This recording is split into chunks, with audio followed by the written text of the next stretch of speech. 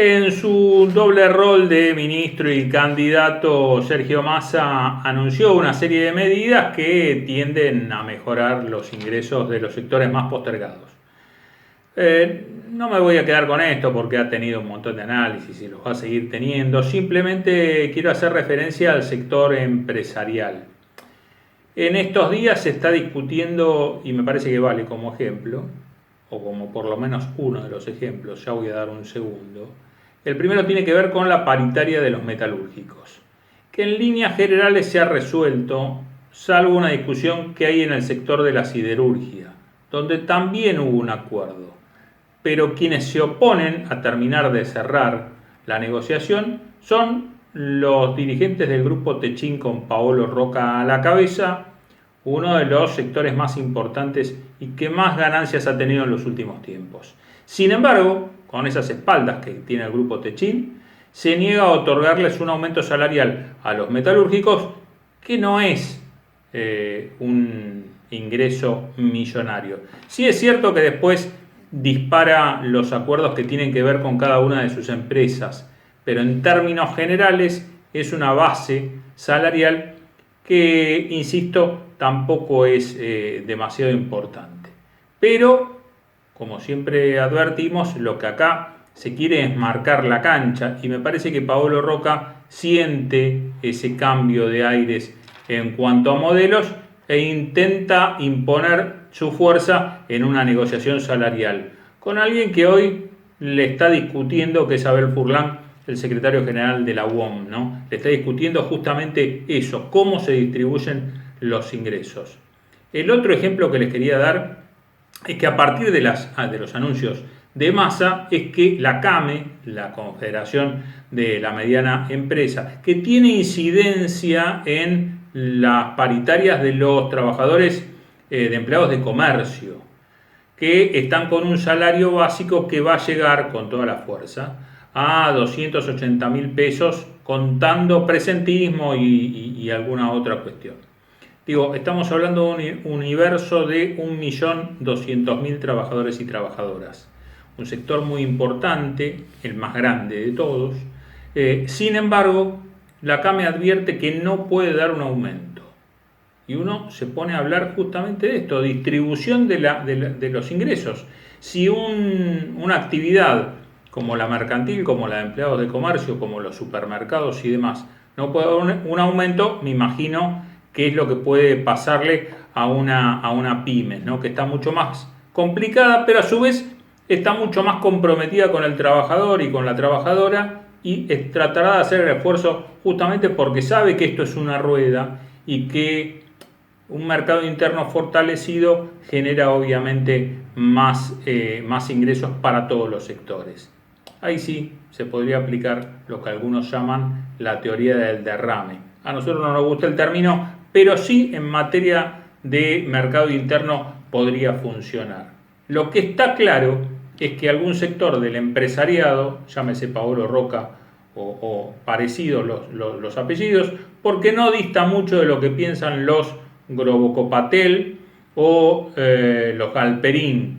La idea es justamente eso, y por eso aplauden a cuatro manos cuando aparecen los discursos de los Milei o los de Patricia Bullrich que hablan de reforma laboral, porque está todo directamente relacionado. Lo que no quieren es repartir los ingresos y cada vez acaparar más.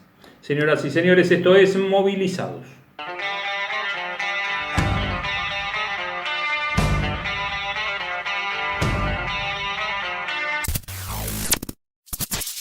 Sindicato de Obreros de Maestranza de la República Argentina. 75 años de sólida representatividad para el trabajador de Maestranza. Compañero Oscar Guillermo Rojas, secretario general. Bueno, lo tenemos a Ramón Luque, secretario general de la Federación de Obreros y Empleados del Papel, Cartón y Químicos. ¿Cómo andamos, Ramón? ¿Cómo anda eso? Bueno, los trabajadores bastante preocupados por lo que está sucediendo. La industria está trabajando muy bien, viene trabajando muy bien durante todos estos años, desde antes de la pandemia, digamos, hasta acá, La verdad que yo creo que la industria general en Argentina ha venido Sí. trabajando muy bien. Ujú. Y lo que hace a la nuestra, que es la que más podemos hablar, estamos trabajando muy bien. Sí, en líneas generales la producción es buena. Lástima que tenemos un 45% de trabajadores y trabajadoras no registrados, ¿no? Que ahí me parece es donde cualquier modelo se empieza a caer. Sí, es un déficit, creo, de, del Estado de no encontrar una manera de solucionar ese problema, ¿no es cierto? Mm. Pienso que debe haber formas de solucionar ese problema, Sí. pero hasta ahora no, los compañeros no han encontrado, digamos, los diputados, los senadores no han encontrado la manera de ver cómo superar un problema que solucionaría a muchos otros, ¿no? Ujú. ¿Qué grado de responsabilidad al empresariado se le puede dar en esto? Eh, no, no, a ver, no en la actividad de ustedes, pero yo reviso otras, como puede ser en el campo, en algún sector de la construcción. Eh, ¿qué Mire, nivel yo de creo que responsabilidad le da al empresariado? para mí parte todo del empleador, porque en realidad a ningún sindicato le conviene tener gente en Obvio. negro, Claro, ¿no es cierto? Partiendo de esa base, ¿por qué? Porque se debilita la organización sindical y obviamente la obra social. seguro. O sea, trabaja en un doble sentido Claro. eh, digamos, ese problema del trabajo no registrado. Y creo que fundamentalmente parte del propio empleador el problema, ¿no? Ujú.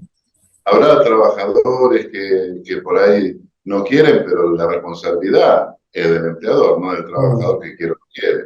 ¿No es Ujú. cierto? El empleador tiene que cumplir con las normas legales. Ese es el tema, y no se cumple. Como no cumplen eso, no cumplen tantas otras tampoco, ¿no? Claro. Y también, obviamente, una responsabilidad de parte del Estado, sea este gobierno o el que sea, porque faltan controles, ¿no? En este sentido.